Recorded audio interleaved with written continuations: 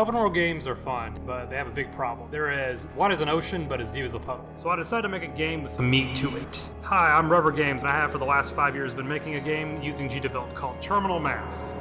A game about physics, choices, and meat. You know how in the intro of Super Metroid, at the beginning, there's a space station where Ripley just straight up kills everyone to get the baby Metroid? Well, you're that guy.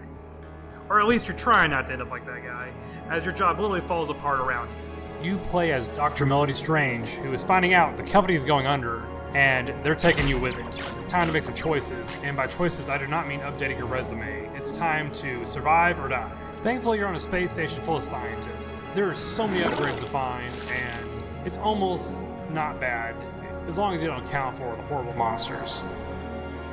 Welcome to the Mega Station. Once home to the crew of Tri-Pal, but now this place is falling apart. It's rotting from neglect and decay.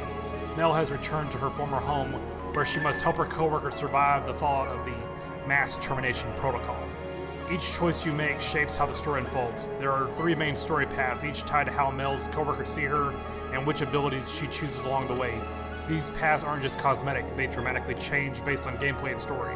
For example, the scientist path focuses on Mel's tools of defensive gadgets, leading into problem solving and survival. The purge unit path is all about destruction, burning through biomass and tearing down obstacles in her way. The gymnast path enhances her athletic abilities, letting her run faster, jump higher, and even roll into small spaces and scale walls at high speeds using the rollerball. Every choice and every ability affects where you can go, what you can do, and when you can do it. The station itself opens up in different ways depending on your path you take, and the story shifts drastically with it. No 2 runs will feel the same. Along the way you'll find side quests, chances to help coworkers, uncover hidden stories, and discover new upgrades that make Mel more adaptable and increases her chance of survival.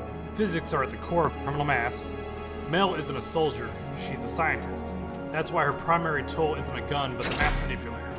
With it, she can grab objects, throw them at enemies, or move boxes to build a set of stairs. She can even repair damaged sections of the mega station itself. The manipulator is more than a weapon, it's the heart of her exploration, her problem solving, and her survival.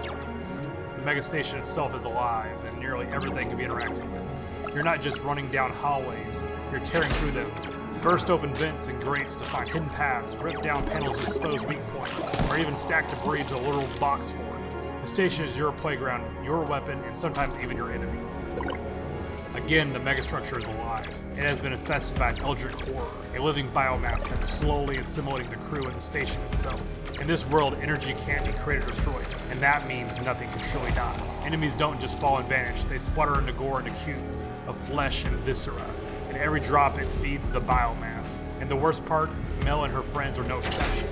In the end, everything dies, and all meat will merge with the biomass. Thankfully, Mel's weapons give her a fighting chance. The mass cannon can grow biomass until it reaches terminal mass, the point at which a biological form can no longer support itself and falls apart. The glitter cannon can purge whole sections of the ship, burning it through dazzling sparkles of thermite and destruction. And the mass condenser lets Mel literally shrink her problems away. Each tool gives her a different way to slow the biomass, and only for a little while.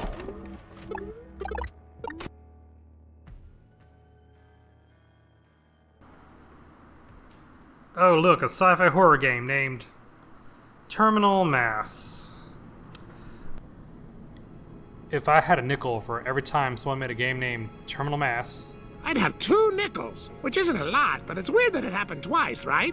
After a pretty big panic attack, I have to admit, I reached out to the guy. He was nice. Like, he even offered to share the game's title, but that's not gonna work, especially since our games are so similar. The new title is Mass Termination. Yeah, that's the name we're going with.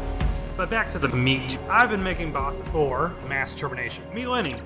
Now normally for procedural animation, Devlog would have you use physics joints for this, but you know, they're intuitive and they lag a lot. So here's my method for doing this. I created a core body that everything connects joints to through point coordinates by using an action that sets the position of the before mentioned points. Then each segment attaches to another one using the same method and so on. And the leg segment's rotations is set constantly focused on these 4 balls here that actually use physics and an ellipse movement behavior that simulates footsteps. Now there are things to account for, like making their core body rise and fall if the feet are off the ground, making this beautiful on the inside guy here actually walk. But other than that, he walks and he talks. I plan on adding attacks to Lenny here and such. But that's all I wanted to cover today. So if you have anyone that this game or video would interest, please share it to them, like I'm begging you. And please like and subscribe and all that stuff, because there is more to come. And more meat.